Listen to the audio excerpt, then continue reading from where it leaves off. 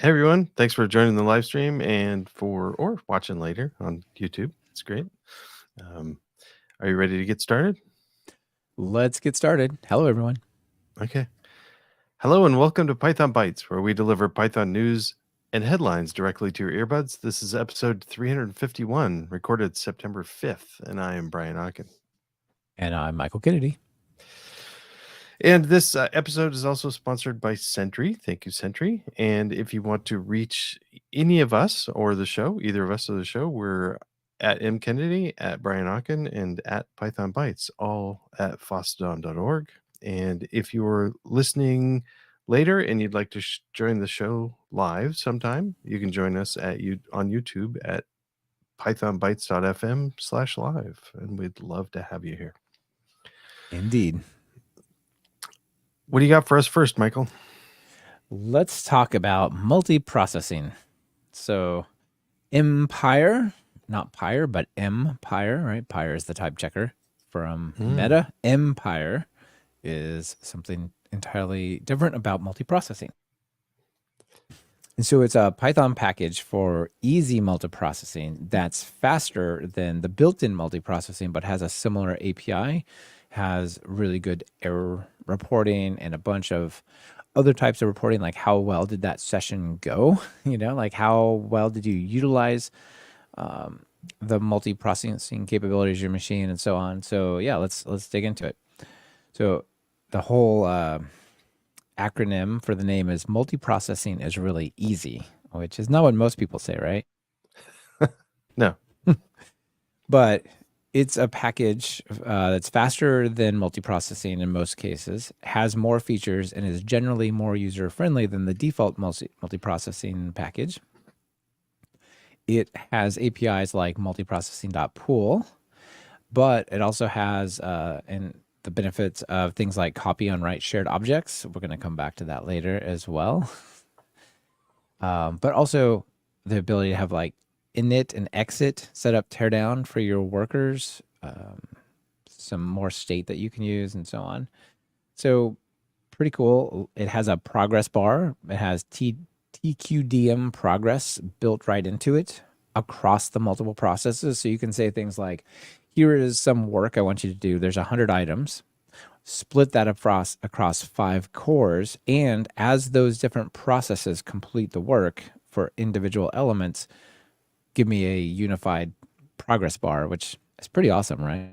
Yeah. Yeah, very cool. Yeah. It's got a progress dashboard. Actually, I have no idea what that is.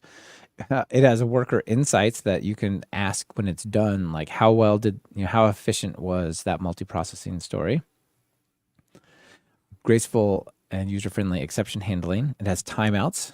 So you can say, I would like the execution of the work to not take more than 3 seconds. And actually, you can even say things such as, if the worker process itself takes 10 seconds or more to exit, maybe there's like something happening over there that's like a hung connection on a database thing, or who knows, right? Some network thing. You can actually set a different timeout for the process, which is pretty cool. It has automatic chunking. So instead of saying I have 100 things, let's go individually, one at a time, hand them off to workers. It can break them up into bigger blocks, including NumPy arrays, which is pretty cool. You can set the maximum number of tasks that are allowed to run at any given moment. I guess, you can set the workers, but also like if it does this chunking, you can say how many things can run to avoid memory problems. You could even say, I want to use 5 processes, but after, 10 bits of work on any given process, give me a new worker and shut down the others in case there's like leaky memory or other things along those lines. You can create a pool of them through a daemon option, a whole bunch of stuff. It uses DIL to serialize across the processes, which is cool because it gives you more exotic serialization options for, say, objects that are not pickleable, lambdas, functions, and other things in IPython and Jupyter notebooks. So all that's pretty awesome, right? Yeah. Yeah. So the API is super, super simple. From MPIRE, import worker pool. With worker pool, jobs equal 5, pool.map, some function, some data, go. So this jobs here tells you how many processes to run, basically. For the progress bar, you just set progress bar equals true. That's not too bad. Another thing that's cool is you can have shared objects. So you can have some shared data that's passed across without basically using shared memory, I think is how that it works, so that it's more efficient instead of trying to pickle it across. I think they have to be read-only or something. There's a whole bunch about it. Oh, interesting. Worker, And you pass it into the worker pool. Okay. yeah, you say worker pool. These things I want you to set them up in a way to be shared, and I think, like I said, in a read-only way across all the processes instead of trying to copy them over. You have a setup and a teardown thing that you can do to like prepare the worker when it gets started. You can ask it for the insights, like I said, and then benchmarks. It shows it's significantly faster. They compare it not just against multiprocessing, but they say here's how you do it. Here's what happens if you do it in a serial way. Here's what multiprocessing and process pool executors look like. But it also compares against joblib, Dask, and array, and it's pretty much hanging there with the best of them, isn't it? Yeah. Just a titch faster than Ray everywhere. Yeah. just a bit. One other thing, I don't remember where it was in this huge long list of things, but you can also pin the CPUs to CPU cores, which can be really valuable when you're thinking about taking advantage of L1, L2 CPU caches. So if your processes are bouncing around back and forth, one's working with some data, then it switches to another core, and then it has to pull in new data into the L2 cache, which is like hundreds of times slower than real memory. And that slows it down. Then they switch back and they keep running. So you can say, pin these workers to these CPUs, and you got a better chance of them not redoing their cache all the time. So that's kind of cool. So there's just a bunch of neat little features in here. Yeah. If you're already using multiprocessing, you might check this out. If you care about performance for real, Well, why are you using multiprocessing if you don't care about performance? Well, I mean, you're looking to pull out the final little bits of performance, I suppose. Yeah. Right. Like these benchmarks are cool, but they're doing, computation on the workers, right? Whereas if a lot of what you're doing is like talking to queues and talking to networks and talking to databases, like it doesn't matter what framework you use to do that, as long as you're doing something parallel, right? Yeah. Well, yeah. Well, I don't know. That's why you have to do your own benchmarks. Yeah, for sure. And then there's that article over on Medium by the creator as well that gives you a whole lot of background on all this stuff. So, neat. Nice. Yeah, this is quite a long article, and I think it's actually more relevant. Like, for example, it's got screenshots where it shows, if you use something like, let me read really quickly, Ray or joblib, and you get some kind of exception, it just says exception occurred. Yikes. Whereas with this one, with MPIRE, you get things like, here's the call stack that goes back a little more correctly to the right function, and here's the arguments that were passed. Oh, interesting. Over. So when it crashes, because you have like 5 processes potentially all doing stuff. One of them crashed. Like, what data did they have? I don't know. It's in parallel. It's hard, right? So having the arguments, like these are the ones that cause the error, is pretty excellent. Yeah. Cool.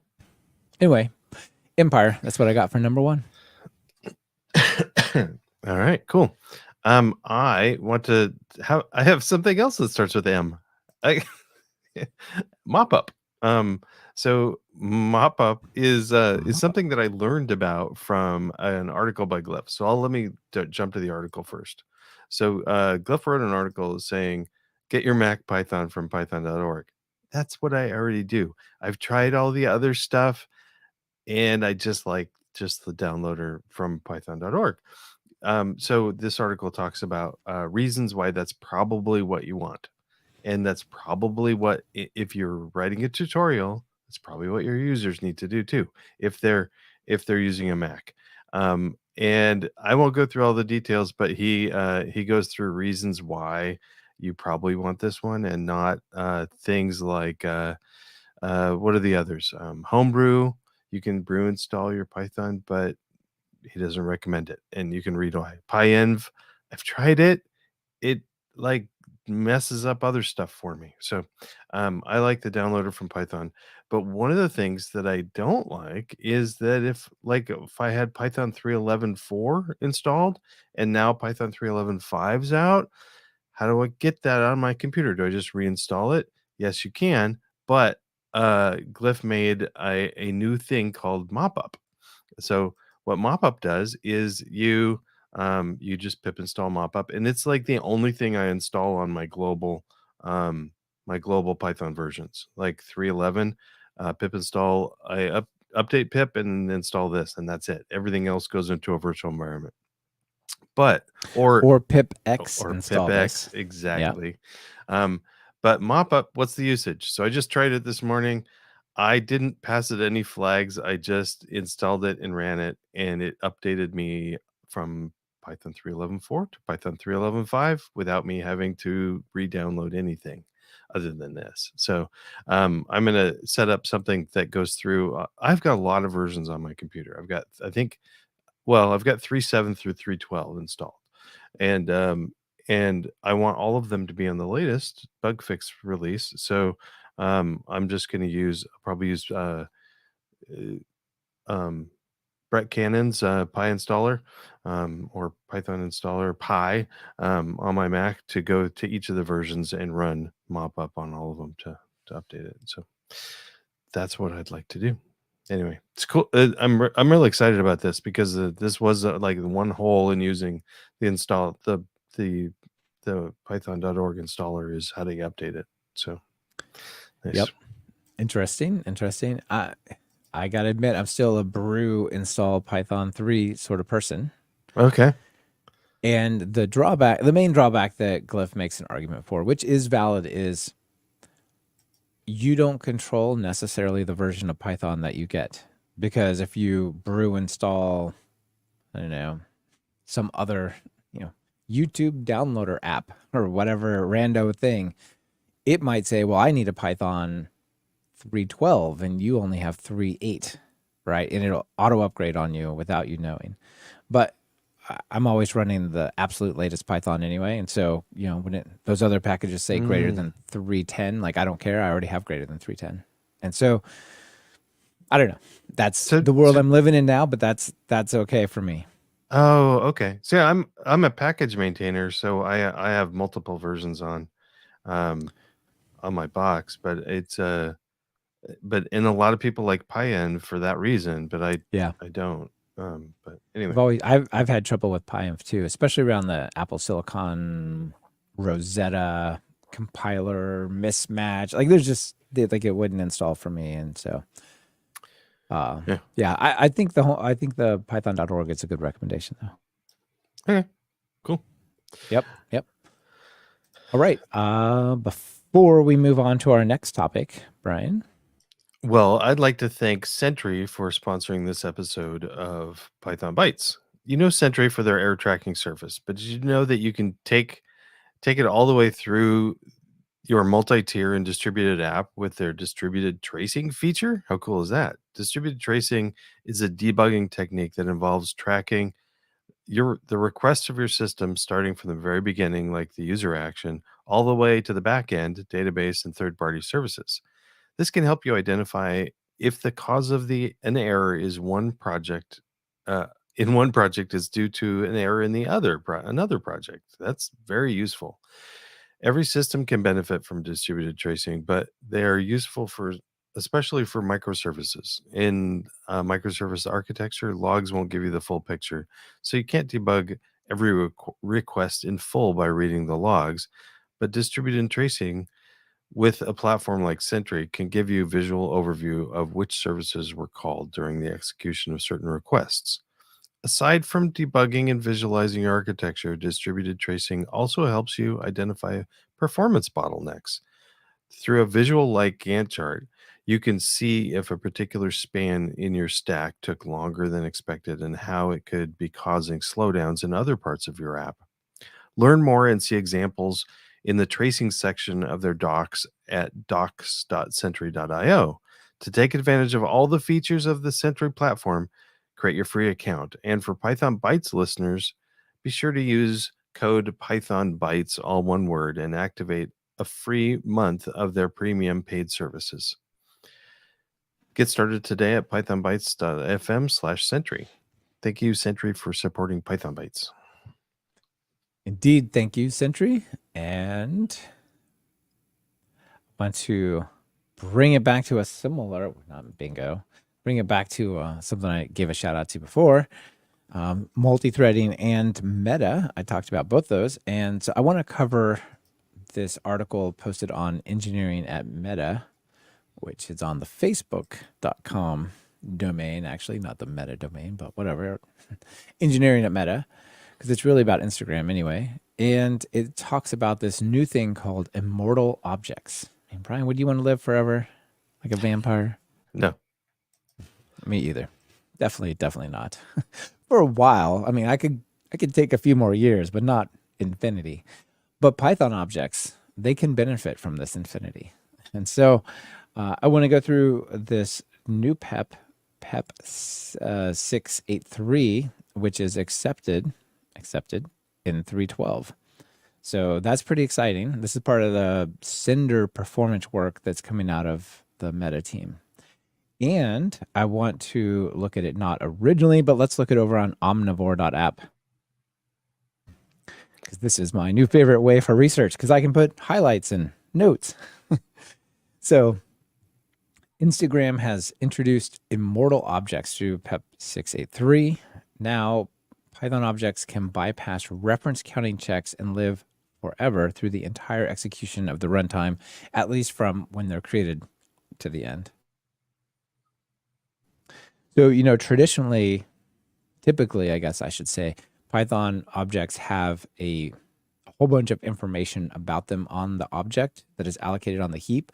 This even includes numbers, and those things change over time. So if I have x equals a string and then I say y equals x, it goes up to that thing and says plus equals 1 on the reference count. And when y goes away, then it minuses it, right? When that number hits 0, it gets cleaned up. There's also stuff on the object for cycles and garbage collection. So there's a lot of stuff that's happening there, right?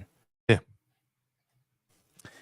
And so what they're doing is they're running a lot of Django for Instagram, which is pretty awesome. However, what they're trying to take advantage of is the fact that there's a lot of similar data, similar memory usage when I load up Python. So if I type Python on the terminal and then I open up a new terminal and type Python, it's gone through exactly the same startup process, right? So it's loaded the same shared libraries or DLLs. It's created its negative 255 to 255 flywheel numbers that it's going to reuse. Instead of when you say the number 7, it doesn't always create a new 7. You always have the 7 that was created at startup, exceptions, those kind of things, right?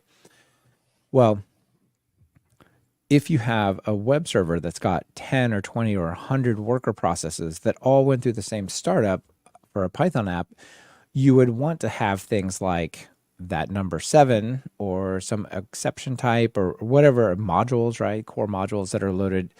You would like to have one copy of those in memory on Linux and then have a copy on write thing for the stuff that actually changes. But those other pieces, you want them to stay the same, yeah? Yeah. Like there's no point in having like a different representation of the number 4 for every process if there's some way to share that memory that was created at startup. And we don't need reference counts updated and all that stuff. Exactly. So what they found was, while many of their Python objects are practically or effectively immutable, they didn't actually, over time, behave that way. So they have graphs of private memory and shared memory. And what you would hope is that the shared memory stays pretty stable over time, or maybe even grows. Maybe you're doing new stuff that's like pulled in similar things. But that's not what happens in practice on current Python. The shared memory goes down and down and down because even though that object 4, let's say that flywheel number that got created to be shared, it's still got its reference count number changed. So throughout the behavior of one app, it might go, well, 4 was used 300 times here and 280 over there. So those are not the same 4. Because on the reference count, they have 281 and 301 or whatever it is, right? And so that shared memory is falling down because the garbage collector and just the interacting with the ref count is in very meaningless and small ways changing pieces of the shared memory to make them fall out of the shared state.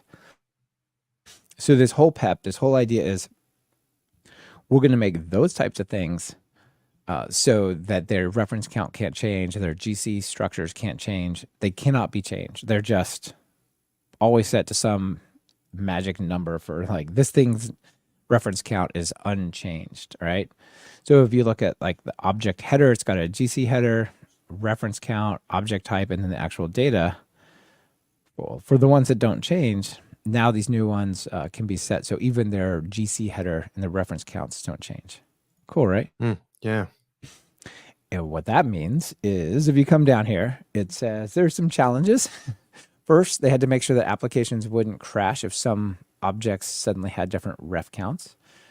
Second, it changes the core memory representation of a Python object, which if you work in the C level and just directly with the memory, that's pointers to the object. That can be tricky. And finally, the core implementation relies on adding checks explicitly to the increment and decrement, the add ref, remove ref, decrement ref, which are two of the hottest bits of code in all of Python. Yeah. As in the most performance critical. So if you make a change to it, if you make all of Python slower for this, that's bad. And they did make Python slower, but only 2%. And they believe that the benefit they get is actually worth it because you bring in, for like heavy workloads, you get actually better performance. So it's a trade-off, but there it is. One of the things I was reading this article, and one of the things that confused me was, is this just something internal to Python that it's going to happen under the hood, or do I need to change my syntax in any way? Yes, I was looking for that as well. And every single thing I went and read the PEP, and everything I remember from reading the PEP, maybe I missed something, but everything I got from the PEP was at the C layer. It was, here's the Pi Immortal, call that you make in the C API. So what I would like to see is something where you set like a decorator, like kind of like a data class, like this thing is outside of garbage collection. This class is out, or this, I don't know. It's some way to say in Python, this thing is immortal for now, at least. Yeah. But I didn't see it either. It also would be good, even if we could just do that would be kind of like a constant then also. We could set up some constants in your system that are immortal or something. Yeah. Anyway. Huh. Okay. Yeah, like the dictionary of a module that loads up if you're not dynamically changing it, which you almost never do, unless you're like mocking something out. Like let it be. It's just tell it it's the same. Don't. Yeah, I'd be curious to see in this as they're implementing it. It does seem like parts of the system are going to go a little bit slower, but also parts of it are going to go faster because you don't have to do all that work. But exactly right. Yeah, you don't have to don't have to do a lot of stuff. Okay, like the garbage collection cycles that happen over time, right? These things will just be excluded from garbage collection entirely. So that's cool. So they have some graphs of what happened afterwards. And the before and after, and on the after in the shared memory, the before, it went almost to 0. Like it went from, y-axis with no numbers, really high, to y-axis low with no numbers. But I don't know exactly what this is, maybe 1%. But like I said, it doesn't really say. But after processing as few as 300 requests, it was like a tenth of the original shared memory was left, and that was it. Now after, it's down to 75-80% still shared, which is pretty excellent. Okay, cool. Neat. But as you said, this is like one of the internal core things from what I can tell. They do say that this is foundational work for the per interpreter GIL PEP 684, as well as making the global interpreter lock optional in CPython 703, because if you know an object is never going to change, not even its ref count, not even its GC state, and definitely not its data, Yeah. well, you can have at it with multi-threading, right? The problem with multi-threading is something has changed in between two operations. And if you know it's never going to change, you can just completely remove all the checks that you need to do and make it a lot faster. So that's why it's there to support, and that's why it's relevant for some of these parallelism PEPs. So anyway, pretty cool. This is coming in 312, I guess. Nice. Cool. Well, I'd like to talk about something that I don't really think about that much, in that is Docstrings for Docstring formats. And I just ran across this article, and I'm covering it partly just as a question to the audience. So the article is from Scott Robinson, and it's called Common Docstring Formats in Python. And docstrings, people are forget what they are. Like let's say have a function called add numbers or something. You can really do any kind of quote, but the first string in a function, if it's not assigned to a variable, is the docstring, and or it's the first element anyway. The first line is a little. It's usually one line and then maybe a space and then some other stuff. And apparently there's several common formats of this. You can get access to it by the underscore doc attribute of something. So if you have a a, a reference to a function, you can say dot dunder doc, and you can see the doc string. And a lot of like IDEs use this to pop up hints and stuff. That's one of the reasons why you want to have like the first, at least the first line, be an explanation that is good for somebody to see if it pops up on them and stuff. Anyway, which format should this be? So it covers a handful of different formats. There's a restructured text docstring format. So you've got all this like uh, descriptions of parameters and the types and stuff. This is scary looking to me. There's the let's go through next. Google Docstream format. This one makes a little more sense, but again, I don't know. It says int, and it talks about the different parameters. And if you really have to describe them, this is probably one of my favorites. This looks pretty good. Return what is the information that it returns? What are the arguments and why? Some like one-liner explanations. Not too bad. There's a NumPy SciPy doc format. This is also pretty clear. Maybe a little. Let's compare the two. I guess is it got an extra line because you're doing the underscore line, which is I guess okay. It looks sort of I don't know. There's a lot of space, but I'm just curious if people are really using this. Looking at this, um, I can see the benefit of describing if it's not clear from the name of your function describing stuff. And I also like type hints. So this seems like a great argument for type hints, because the types would be great just right with Exactly. the parameters.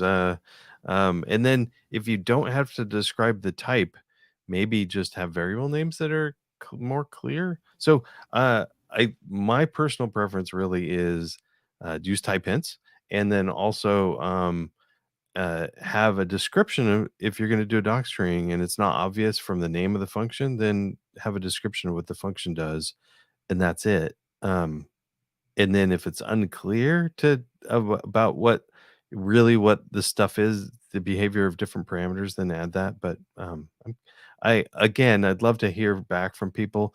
Go ahead and send me a message on at Brian Ocken at fossadon.org. This worked great last week. I got some great feedback, and so I'd love to hear what people are doing for their docstring formats. Do you use docstring formats, Michael?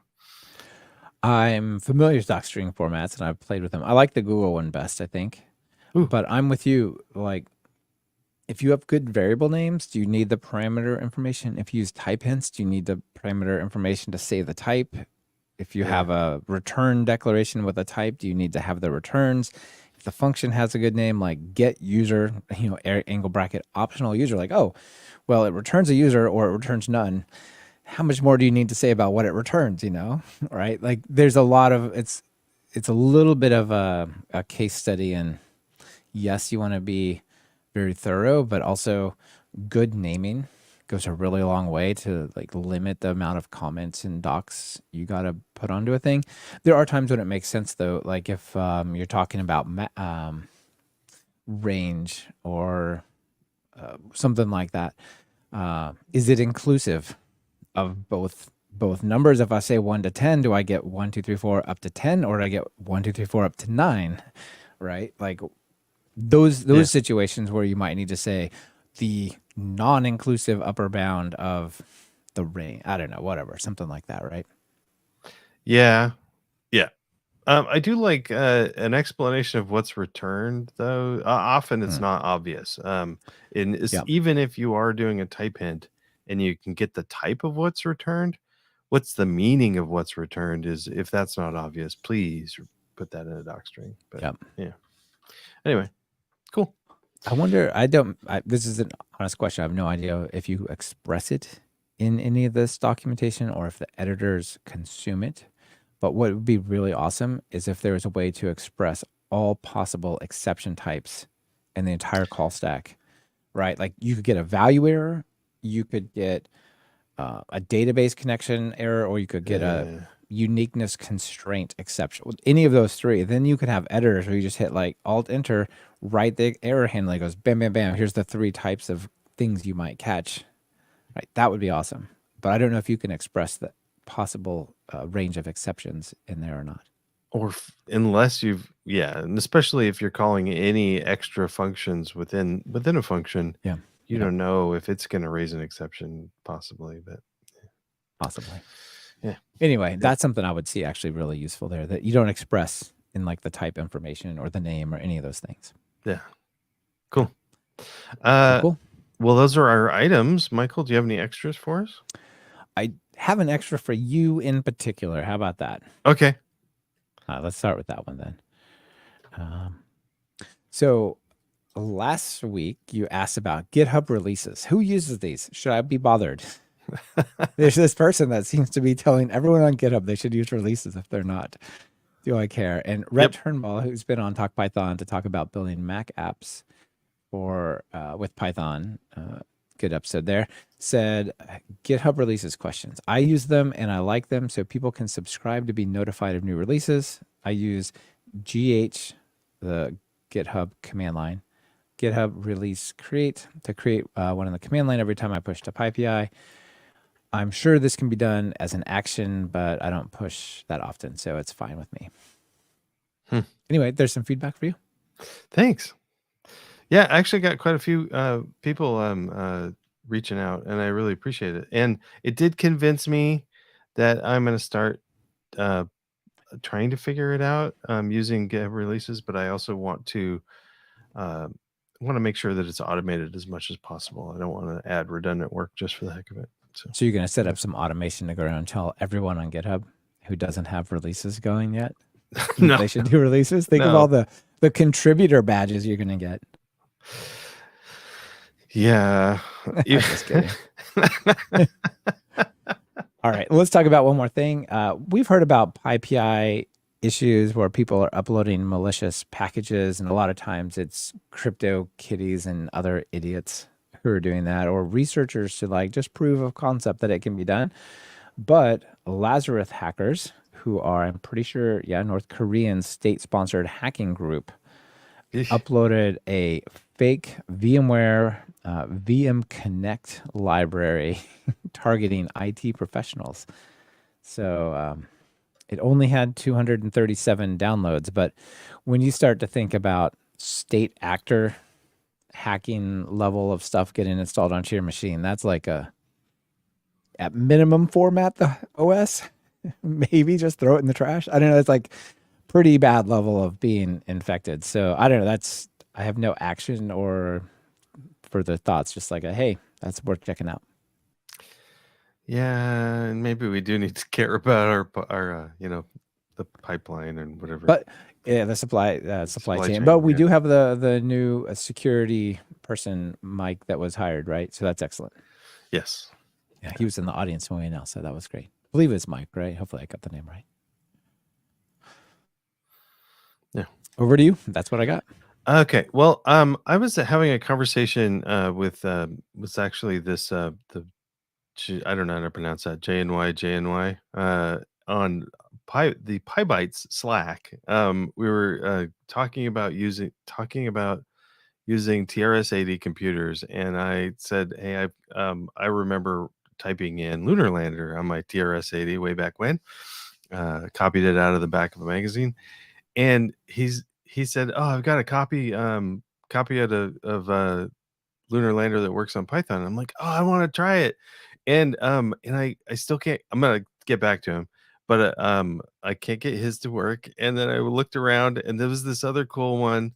Um, Lander Python I found that's a 4 years old, and apparently it was done as part of a fundamentals of computing course, which is pretty impressive. I couldn't get it to work, but their website looks great. So they have a website with it attached to it with like screenshots, Oh, and they it chose looks good fonts too. yeah, and it looks exactly like the Lunar Lander that I typed into my TRS-80, so I'm pretty excited about that. Anyway, but I can't get that to work either. So if anybody's got like a Lunar Lander copy or something that works with modern Python, I would love to play with it. I also want to How like neat. hack with it with my daughter and stuff. So anyway, that's the only Yes. extra thing I got is bring on the That's really Lunar cool. Lander. I like it. Yeah, Mike Felder is here. Fiedler is here. The security guy, and people are thanking him and stuff for all the security work. So just getting started, but yeah, it's not an easy job, I'm sure. Yeah, and we're pretty excited. I can't think of a better person to do this job. So, Indeed. so Shall we play some bingo? sure. All right, this is our joke. Programmer bingo. I love it. So, you know how bingo works. Everybody gets a different card with different options. Typically it's numbers, but in this case it's programmer actions or statements you call out or have happened. And as they get called out, you mark them off, and whoever completes a row or column or I don't know, something diagonal. I don't play that much bingo, but you win, right? And so Yeah. this is a possible programmer bingo card. We should come up with one, a whole bunch of them. So I'll just read you some of the options out of this card, okay, Brian? So we've got number 1, written code without comments. Everybody can check that one off. For all of the C-inspired language people, forgot a semicolon at the end of a line. That's good. I can certainly relate with number 3, close 12 tabs after fixing an issue. Oh yeah. Oh, yeah. Also relate with number 4, 20 warnings, 0 errors. Man, Works on my machine, man. Yeah, exactly. The number 5 is program didn't run on someone else's computer. Oh yeah. Yeah. An instantiation of the works on my machine problem. And then this number 6, to-do list greater than completed tasks. Number 7, copied code from Stack Overflow. I'm pretty sure we can all check that one off. Close program without saving it. Okay. Number 9, asked to fix a laptop because you're a programmer. I have a problem with my computer. Like, please don't. Please don't. Number 10, turned your bug into a feature. 11, deleted block of code and regretted it later. And finally, learned a new programming language but never used it. Hello, TypeScript. We could come up with so many of these. We should totally do. We should. Do They're more. so good, aren't they? You could Yeah. just go on and on. Yeah. Yeah. Like have a backup copy of your code repository, even though it's Yeah. on GitHub. Yeah. Zip is my source control. Yeah. Yeah. And then there's usually a free one in the middle that could just be need to update pip. Yes, exactly. Pip is out of date. Pip is out of date. Yeah. Awesome.